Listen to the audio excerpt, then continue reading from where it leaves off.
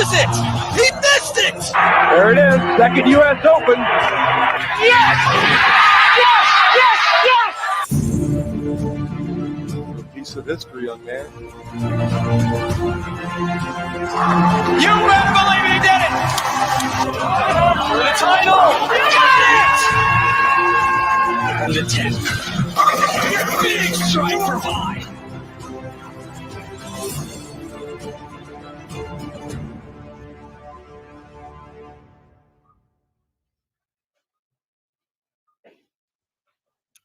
Hello again, everybody, and welcome back to Bowl TV for continued coverage of the 2022 U.S. Open from Woodland Bowl in Indianapolis, Indiana. My name is Aaron Smith, and we are ready for C Squad to hit the lanes for their first round of qualifying. 8 games coming up next on the 45-foot condition that has played a little tricky throughout the course of today.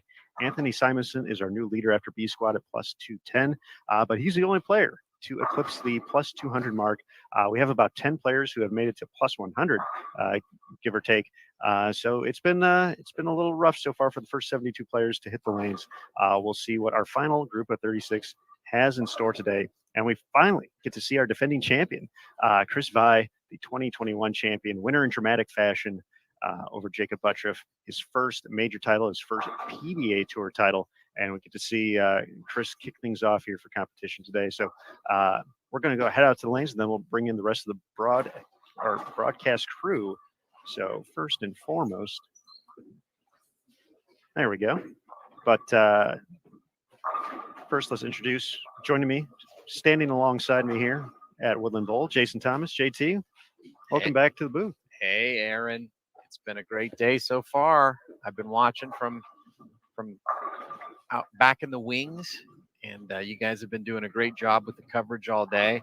Some awesome bowling so far. Very interesting storylines, and this pattern, man, it feels like you can get it at some points, and then some points it just the rug comes out from underneath you, and all of a sudden it bites you. So it's been a lot of fun to watch, and I'm looking forward to seeing what happens here on C Squad. Absolutely, JT. And our third member of the team here, all the way from the greater Chicagoland area, Hall of Famer himself, Emil Williams Jr. We're going to bring EWJ in. There he is. Emil, welcome back to Bowl TV. Welcome back, Aaron Smith. And I echo what JT just discussed. But I was really intrigued to see how C Squad will play them, especially on the fresh, and maybe some of the notes from other players and respective ball reps, how that might play a role if this squad may start a little further left. And from a lefty perspective, people have mentioned when Jacob was bowling, we get a chance to start with him, as well as our defending champion. As you know, Aaron, if you're defending champion, you can just bowl when you want and make people wait. So shout out to Chris Vi. I see him on that.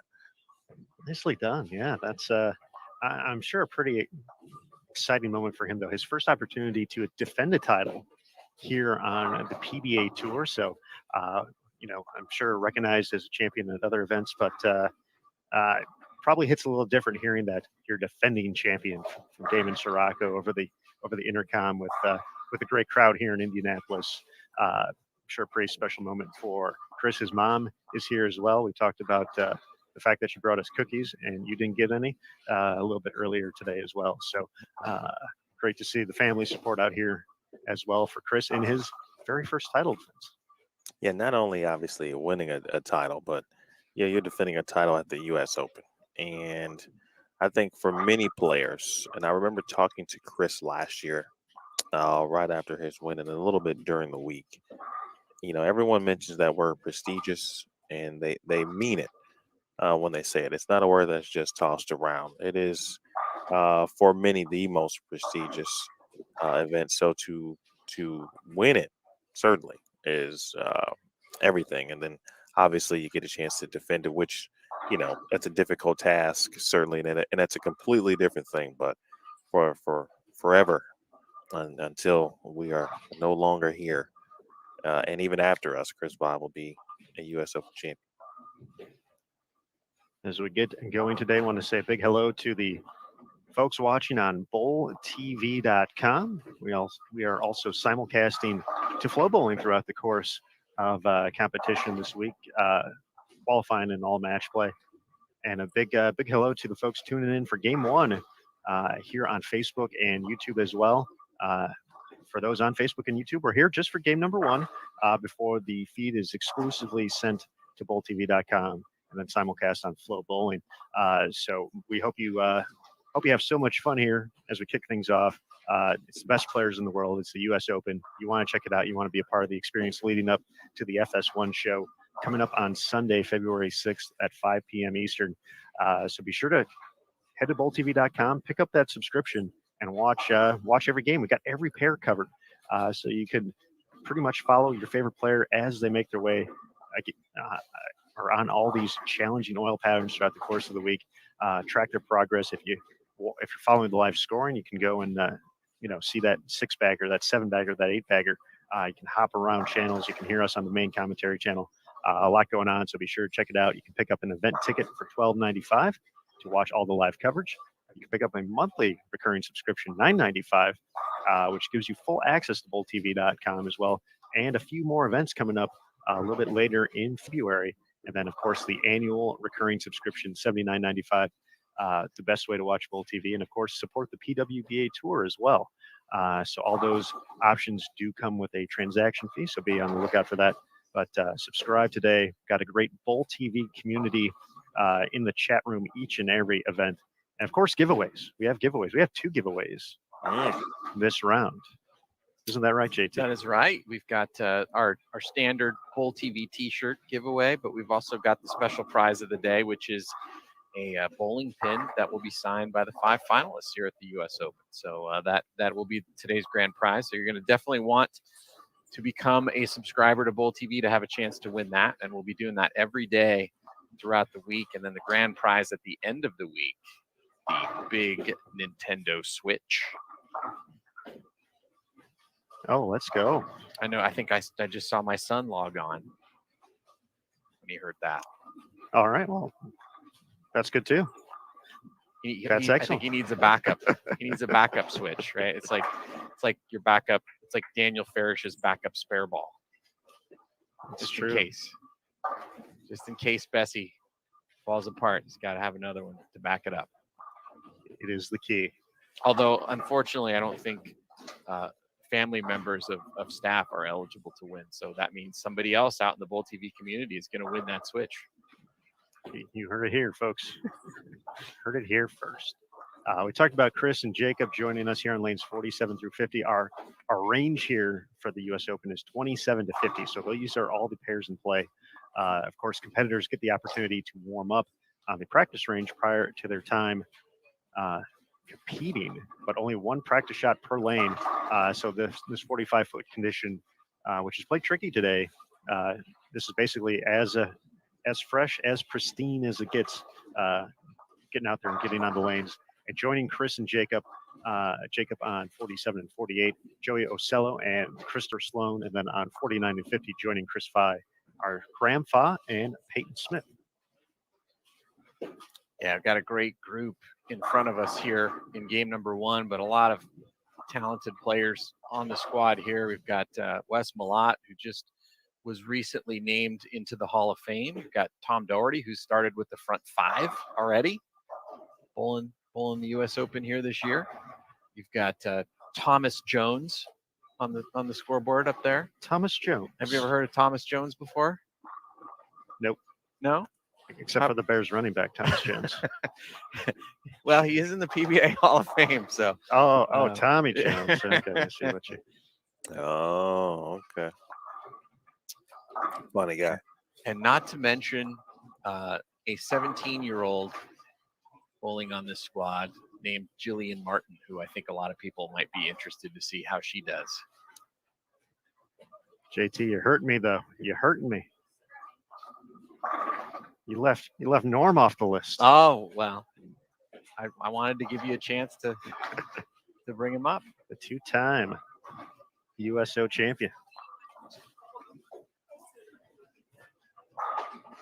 Also bowling here on C Squad. So jam-packed every pair You really can't go wrong watching any pair across the house here.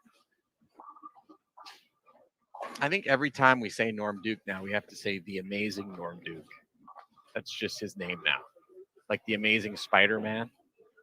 I did see somebody in the chat today say when they watched Spider-Man, all they could think about was Francois Lavoie. Yeah.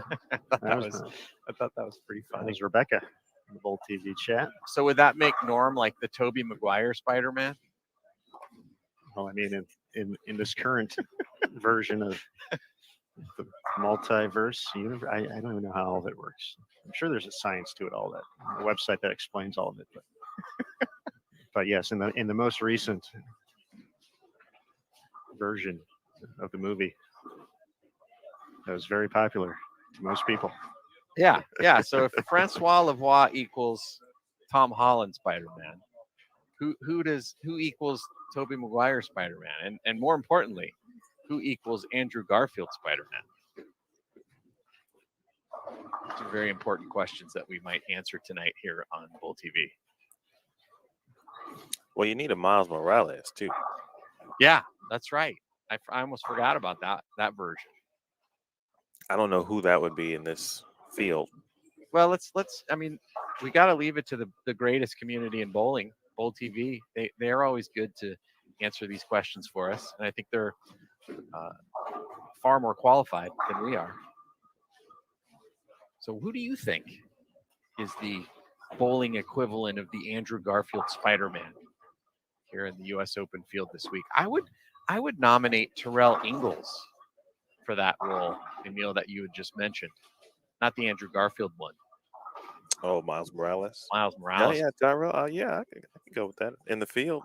Yeah, he's Yes. bowling right now. He's on the same pair with Sean Rash and Frank Snodgrass, who made it through the PTQ.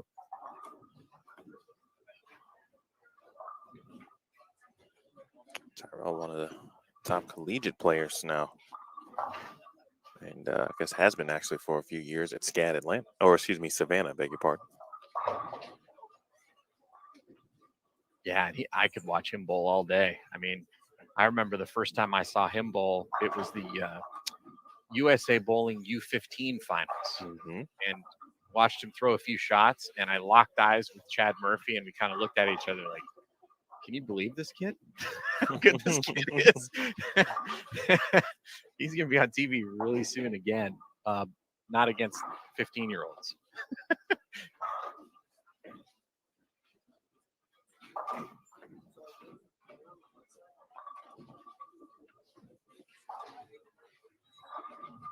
But one storyline to watch here today, the lefties have been kind of hit or miss on this pattern. And this pattern is very tricky in that it seems like at the beginning, you can have a decent little look, and then very quickly it'll go away.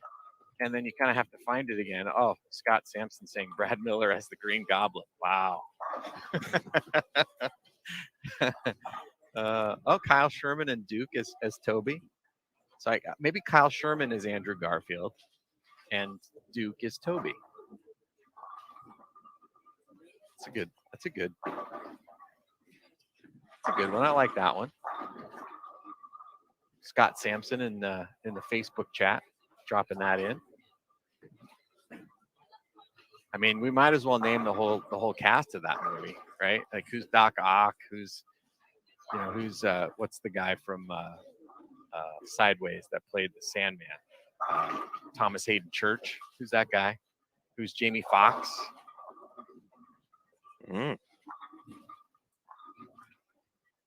Too bad I still have yet to see this movie. We're probably spoiling the movie for people. Yeah. But, wasn't there an SNL bit of that where Joe Biden comes on, like a character playing Joe Biden and he blames Spider-Man for like all the problems in the world?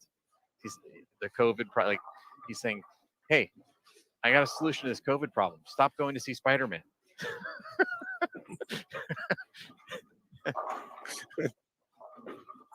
But yeah, I feel like the movie has been out long enough that it feels like everybody in the world has seen it. Oh, I'm sure they have. Yeah. Tried 1,000 times to go see it, and it didn't happen. But to your point about lefties, please continue.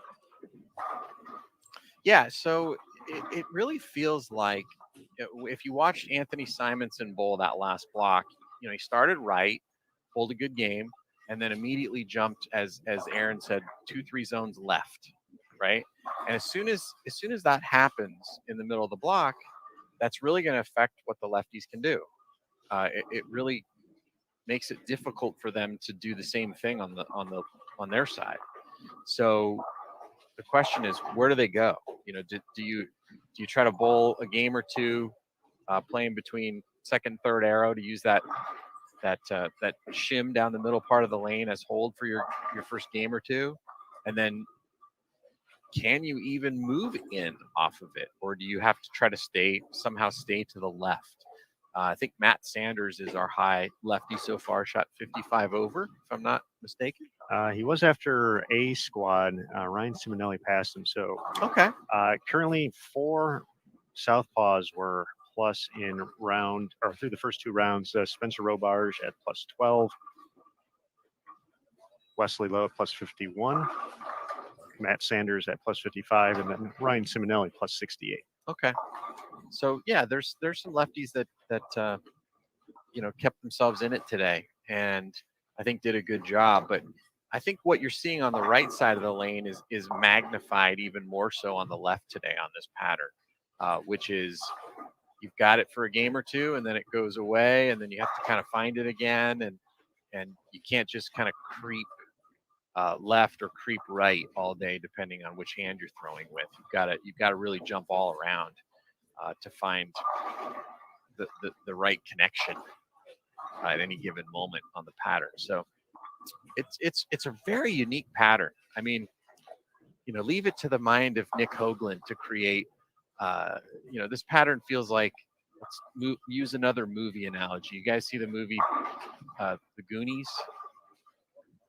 Oh, it's been ages. It's like an 80s been a Steven minute. Spielberg with pirates, and Right. they bunch of kids, they go underground and they search for this pirate treasure.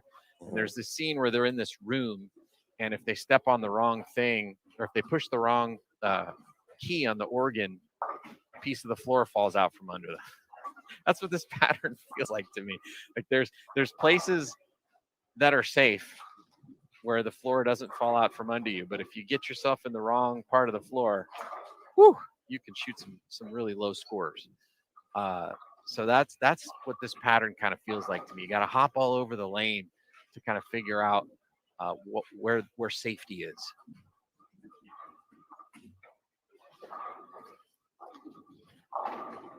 Then you have Daniel Farris, who got off to a decent start, a little bit of a slow start, but then just kind of figured out how to grind his way through. Went 220, 220, 220, and a couple of good games at the end, and that's a great story. Top 10, our guy, ex Bowl TV guy, and then gets a break with getting the last spot in the tournament, and now taking advantage of it. And he said that the pattern we're bowling tomorrow, he's licking his chops. So he has one more good day, and he can almost punch his ticket into the top 24.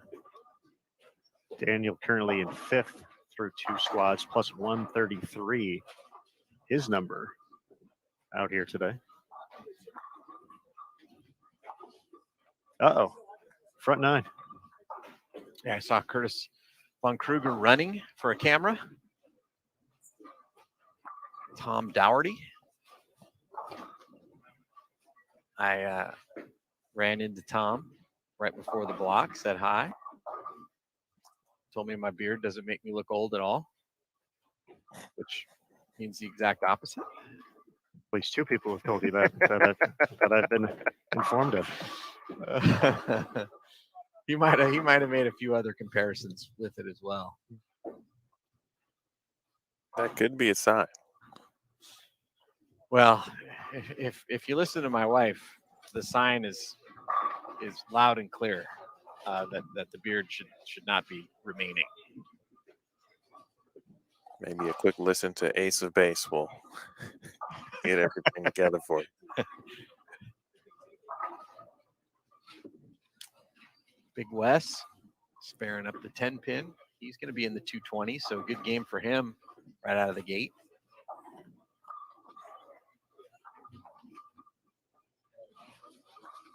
Former U.S. Open champion.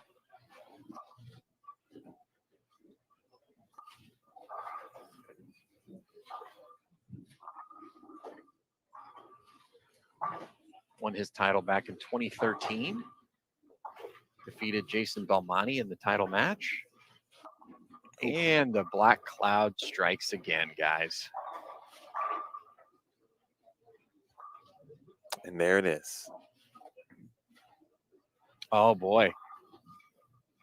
Scott Sampson, he's going off in the chat with our Spider-Man analogies.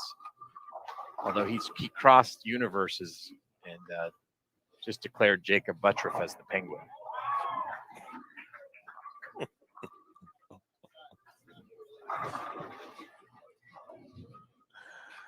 That's yeah. Well, Tom with the split, but let's see if he can deliver some fireworks here, shooting the Greek church, get himself in the 270s with conversion. Oh, how about that? Look at you.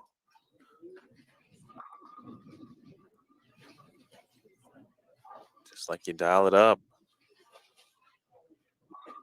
You know, there's a really cool video that Wired magazine did a while back, and they actually came out to our headquarters and used our bowling robot Earl, which there was a piece of data on the internet that suggested the Greek church was the hardest split to convert in the sport of bowling. And so they did this study on it because they assumed that it would be the 710. And the data suggested otherwise, but they found in doing the research that there was something very interesting as to why the Greek church was the hardest. And it was basically because the bowlers don't try to make it. So anyway, I don't want to spoil too much more of the video or Spider-Man for you, but I would encourage you to check out both. One on YouTube, one in your local Cinemaplex. But Tom Daugherty giving us the fireworks. Giving us 272. 272. Tom had thrown 9 consecutive strikes before we switched the camera over, and then he got 12 on his next 2 shots. So we are continuing to bat 1,000 on camera switches. Tom Daugherty used to call himself ratings gold whenever I would see him, and he delivered it just right there. Gives us a front 9 and then a Greek church conversion and hold the most colorful game in the building. Much like his socks at the 2016. Oh US Open. yeah, we gotta follow that this week for sure as well. West finishes with 228. Anthony Lavery Spar is going to be in the 220s, 224 with the conversion. Frank Snodgrass, 205. Sean Rash can get to 213. Tyrell Ingalls, we mentioned him a little bit earlier as well. He can get to 226. From our opening pair we were watching, Jacob Buttriff, 215. Chris Sloan, 161. Joey Ocello can get to 188 still. Graham Fa, tough, 130. 3 opens to finish, and 3 splits to finish his day. Or game, I should say. Peyton Smith can get to 194, and then Chris Vi can max out at 170. Not sure if you guys caught that or not, but Perry Crowell also had the front 9 that game. Perry's Mr. U.S. Open. Indeed he is. 263, splitting the 10th. They're already giving us a smile.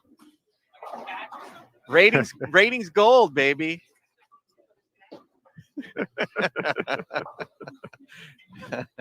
Tom asking if he gets a patch or something. I'm not sure if he wants it for the Greek church or the 272. It's like 292. Yeah, Tom's got a good knack for just odd scores. 100. I'll take a 272 though.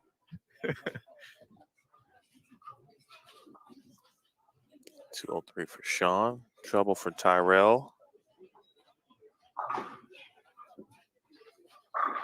2 front nines in game 1. I would not have checked that off my list. How do we feel about 2 5 count split conversions here? I'm in for that. Do we go 2 for 2 here? I'm gonna say yes. No. Spare shooting on point here today, folks. Or split conversions, at least. Young Spider-Man in the Miles Morales. multiverse, That's him. slinging webs to make that big split. All right, folks, we're going to have one more delivery here before we take a quick reset. So hopefully for the folks watching on Facebook and YouTube, you've enjoyed this sneak peek into game 1 of the C Squad qualifying round 1 at the 2022 U.S. Open. But for the rest of the way out today, the feed will be exclusively available at bowltv.com, as well as simulcast to Flow Bowling. So be sure to pick up your subscription. Bowltv.com, the place to be. So, folks, we'll be right back with the rest of the block. That was a pretty fun start. Let's keep it going, guys. So we'll be right back here on Bowl TV for the 2022 U.S. Open.